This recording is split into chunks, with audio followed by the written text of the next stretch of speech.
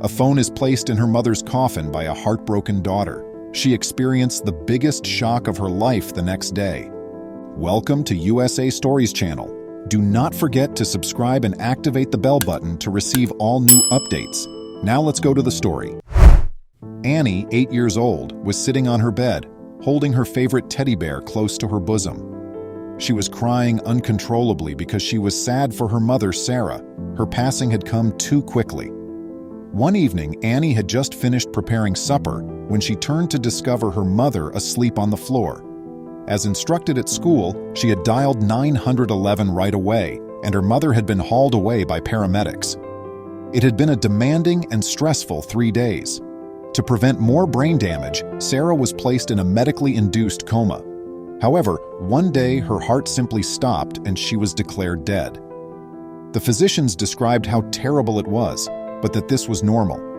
Sadly, such kind of medical situation is what transpired. Under the strain of the incident, her heart had faltered. Annie experienced severe stress from this. Her mother had disappeared from her life, while she had remained well. For an 8-year-old, this was a lot to process. Annie was weeping in her room when James, Annie's father, came in. His eyes were red around the edges from crying all night long. With his daughter in his arms, he took a seat next to her and tried to console her as much as he could given their shared tragedy. There was a lot for him to handle as he faced something he had never encountered before. In addition to grieving the death of his cherished wife and longtime companion, he had to maintain a strong facade for his daughter, who had lost her mother at a young age. His voice strangled with sorrow, he said, "Annie, I miss her too." How could he explain to his adorable young girl that he was also going through trauma? In actuality, he felt just as vulnerable, if not more so, than the powerful man who was supposed to be her warrior and guardian. What if he was the victim of something? It was simply too much for him to bear to think of leaving his daughter an orphan. Annie trembled and said, "I want Mommy back. Why did she have to go?" James was at a loss for words to console Annie and himself, nor could he provide any consolation. Feeling the crushing weight of his own anguish, he embraced her even tighter. Over the next few days, the house reverberated with an eerie quiet that exacerbated their sorrow. Without his wife, everything was empty. She was the one who always made their house come alive, bright and musical. He could not help but feel lost without her. But he still had to work with his grief in spite of their loss. He had to arrange his dear wife's burial. Annie cuddled up to her father as they got ready for the burial, her eyes overflowing with unshed tears. The idea of having to bid her mother farewell forever was too much for her to handle. They picked out flowers, a coffin, and made a ton of calls to friends and family, and the days became hazy with grief and somber arrangements. The town was shrouded in a thick veil of melancholy on the morning of the burial. Annie's eyes were puffy and red from crying, and her black outfit felt too itchy on her skin. They stood by the coffin, her father's hand clenched in hers while sympathizers offered their condolences. Though she wasn't sure whether her father would approve, she had an idea that she thought would help her get closer to her mother. "Please, Daddy, can we put a phone in with Mommy so she can call me if she needs me?" Annie said, her voice barely heard above the somber whispers of the guests. Though surprised by the request, James recognized Annie's desperation. He reached into his coat pocket and touched Sarah's phone's sleek edge. Ever since, he had kept it with him as a kind of memento. He discreetly agreed after a few seconds and gave Annie the assurance that Sarah's phone would help her feel closer to her mother. As the burial drew to a close, Annie experienced a crushing sense of hopelessness. It was nearly intolerable to think of her mother laying there motionless and away from her forever. What if she found herself alone when she woke up? She was hoping that having the phone would aid her in this predicament. Annie felt completely alone in the world as the coffin was lowered into the earth, shattering her heart into a million pieces. Attendees at the funeral couldn't help but feel sorry for the young child. They gave her their love and condolences before departing because they could see how broken she was. After several hours, the sun disappeared beyond the horizon once more. As James attempted to comfort Annie, the house seemed more empty than before, as they both struggled to accept their loss. James's phone rang all of a sudden. Annie looked at the screen and saw that it was her mother's number, but it couldn't be because her mother's phone was in the coffin with her.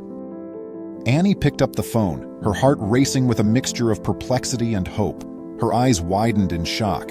Her voice trembling from fear of what she would hear back, she said hello slowly. She was just stunned by what she heard. The sound of faint murmurs reached her ears and she recognized the voice immediately, weak yet definitely her mother's. Annie cried out in shock, "Daddy, it's Mommy," saying that she was speaking to her. With a look of shock on his face, James's hands trembled as he picked up the phone. The faint murmurs coming from the other end of the line reached him as well. He was hearing things that he couldn't believe. It couldn't possibly be genuine. Therefore, he knew it wasn't. What if it was, though? If it came out that he had buried his wife alive, he would not be able to live with himself. With renewed hope in their hearts, they hurried to the cemetery without any hesitation. They arrived at the grave in the late afternoon shade. James started to dig up the loose dirt that lay atop his wife's coffin with shaking hands. When visitors to other graves saw what was going on, they quickly turned away in disgust, but Annie gave them an explanation of what they were doing. While some saw them as insane, others jumped at the chance to assist James and dig. They put forth a lot of effort to remove the dirt off the coffin. They were getting closer to the coffin with every shovel of soil they removed, eager to loosen enough dirt so they could open it. James sprang into the grave, onto the casket, and pried the lid open after the earth had finally been removed. It was startling what he discovered. Annie's mother was there, frail but still breathing. Her eyes flickered open, taking some time to acclimate to the brightness before she saw her family. She was saved, and a small grin of relief appeared on her face. Annie's mother was taken to the hospital by ambulance as soon as paramedics were contacted. After being pronounced dead, the doctors were shocked to learn that she had entered a restorative condition. She received a second shot at life because, in a miracle twist of circumstances, the phone's positioning had enabled her to mutely express her need for assistance. Every doctor was surprised to learn about this incident, which was literally 1 in a million. It was some time before Sarah felt well enough to talk, but when she did, she told her daughter what had happened and that her voice had saved her from her nightmares. She awoke in her coffin and discovered the phone after hearing Annie's voice and frantically attempting to follow it. She was glad she had tried, even if it had been difficult for her to phone and talk. In the deepest hours, Annie clutched to her mother, tears of happiness running down her cheeks as she understood that her pleas had somehow reached her. She had a feeling, though, that if she contacted her mother and begged enough, she would eventually return. James was finding it hard to believe what was going on. He was incredibly appreciative of his daughter for pleading with him to get the phone from the coffin. He was afraid to consider what would have transpired if the phone hadn't been present. Knowing that he had buried his wife alive was a burden he would loathe to bear. The family hugged one another, experiencing the warmth of love and the miracle that had brought them back together, now reunited despite all odds.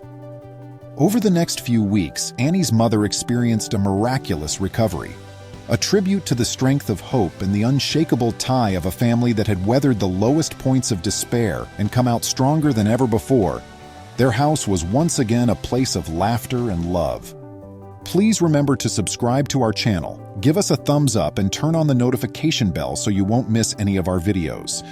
If you enjoyed the tale, the next video that plays on your screen will probably move you too.